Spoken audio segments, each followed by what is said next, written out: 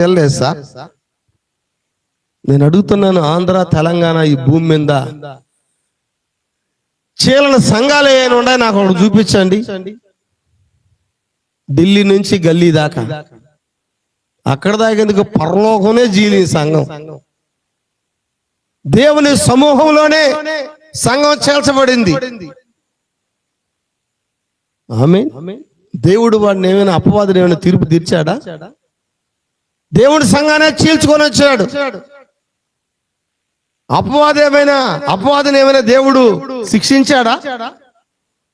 పరలోక సంఘాన్ని వాడు చీలిస్తే అపవాదిని ఏమన్నా దేవుడు? ఆమేన్. ఎందుకంటే వాడి మీద కంప్లైంట్ చేసేవాళ్ళు లేరంట. పరలోక సంఘాన్ని చీల్స్తేనే అపవాది మీద కంప్లైంట్ చేసే వ్యక్తి లేడంట. ఆమేన్, హల్లెలూయా. సాక్షులు లేరంట. మొట్టమొదట సాక్షి ఏదోను తోటలో అవ్వయినది. అక్కడ చీల్చబడడం, వాడు భూమి మీద తోయబడడం. మరి దేవుడు ఒక సాక్షిని కలిగి ఉన్నాడు. ఆమె అవ్వయినది. పరలోక సంఘం చీల్చబడింది.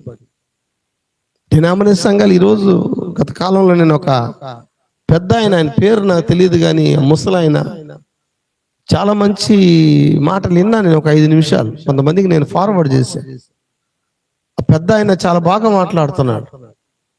నా సంఘంలో నుంచి ఒక వ్యక్తి కొంతమందిని సంఘాన్ని చీల్చుకొని వెళ్ళిపోయాడు.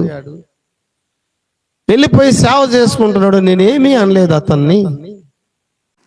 మా సంఘంలో ఒకడు నాకు చాలా కీడు చేశాడు.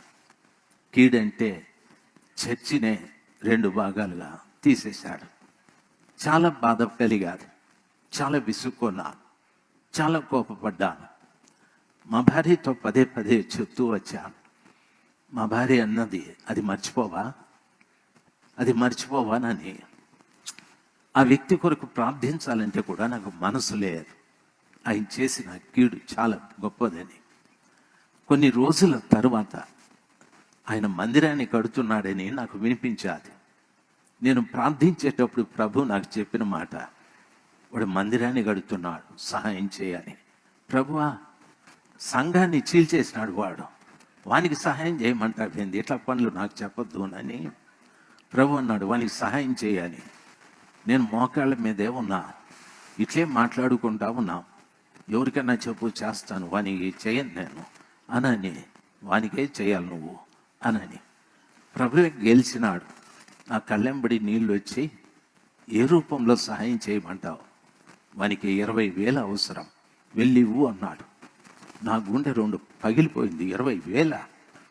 5వ 10వ చెప్పు, 20,000 అని అంటే నువ్వు ఇస్తావంతే అనేసి ప్రభు మాట్లాడలేదు. నేను తర్వాత నా దగ్గర ఉన్నాయి డబ్బులు, 20,000 తీసుకొని వాళ్ళ ఇంటి దగ్గరికి పోయినాడు. వాడు నన్ను చూసి యముణ్ణి చూసినట్లు అయిపోయింది వాడికి. ఈయనెందుకు వచ్చినాడు ఇక్కడికి అని నేను అన్నాను. రే ట్రారా అని పిలిచినాను. వాడు అయ్యగారు అని. ఏం వణకద్దు, ఏం బెనకద్దు, ఓవర్ యాక్షన్లు ఏమీ చేయొద్దు. నేను వచ్చింది ఏదో పగ తీర్చుకోవటానికి కాదు, కళ్ళు మూసుకో, ప్రార్థన చేస్తానంటే వాడు మూసుకున్నాడో లేదో నాకు తెలియదు, కానీ వాని చేతిలో 20,000 పెట్టి ప్రార్థన చేసేసి వస్తానరా అని వచ్చేసినాను. ఆ తర్వాత వాడు వెళ్ళిపోయి వాళ్ళ భార్యకి చెప్పినాడు, అయ్యగారు వచ్చి 20,000 ఇచ్చినాడు నాకని. ఆమె మా భార్య దగ్గరకు వచ్చి చెప్పింది. మా భార్యతో అంటుంది, అమ్మ నిజంగా మాకు 20,000 అవసరమై ఉంది. నేను 3 రోజుల నుండి ఉపవాసం ఉండి ప్రార్థన చేస్తూ ఉంటేనే దేవుడు మీ ద్వారా మా అవసరం తీర్చాడని. మనం మనిషి తప్పితాన్ని చూస్తాం, దేవుడు వారిలో ఉండే మంచితనాన్ని చూస్తాడు. మనకు కావాల్సింది క్షమించే గుణం కావాలి. చూడండి, ఒక డినామినేషన్ వ్యక్తి సంఘం చీల్చుకొని వెళ్ళిపోతే అతను వెళ్ళి ఇతనికి డబ్బులు ఇచ్చి అతను ప్రార్థన చేసి వచ్చినాడు. ఈరోజు వర్తమానంలో ఏం చేస్తా, ఒక డినామినేషన్ వ్యక్తి కావాలంటే నేను గ్రూప్ లో పెడతా. ఆ పెద్ద ఆయన ఏనండి, గ్రూప్ లో కూడా పెడతా నేను. ఆ పెద్ద ఆయన చెప్పిన సాక్ష్యం చాలా కదిలిచ్చింది నన్ను. ఒరే, యేసుక్రీస్తు నామములో బాప్తిస్మం బోధించాడు అతను.